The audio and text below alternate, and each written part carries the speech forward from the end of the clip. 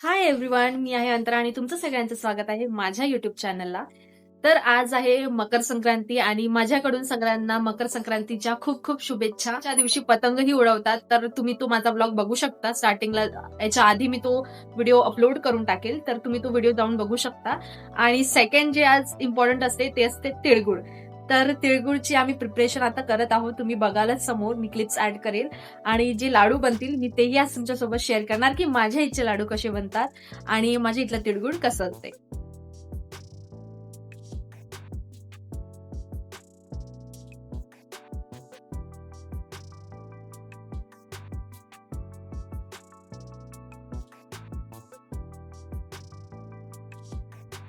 तर इथे हे गुळ आणि तीळ मिक्स कर असा पावडर रेडी झालेला आहे आणि ही तीळ आता लाडूसाठी भाजून झालेली आहे आणि याचे बनवूया आपण लाडू.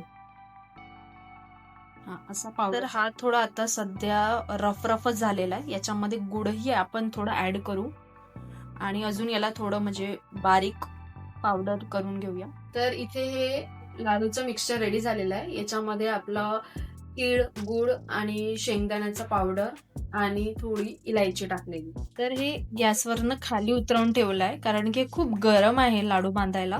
तर याला थंड होऊ देऊ आपण आणि मग याचे आपण असे लाडू बनवू.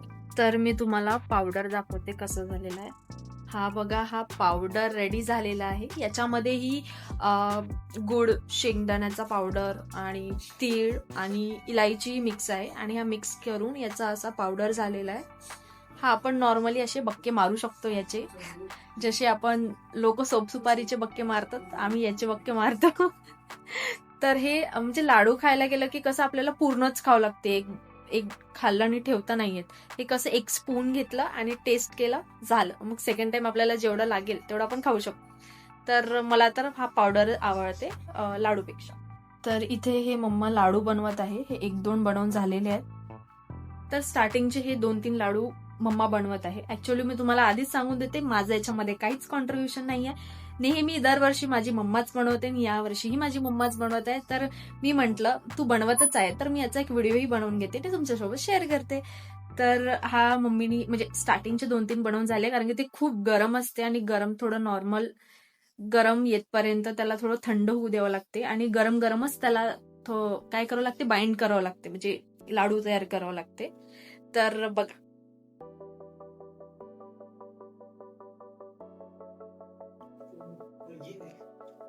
तर लाडू आपले रेडी झालेले आहेत.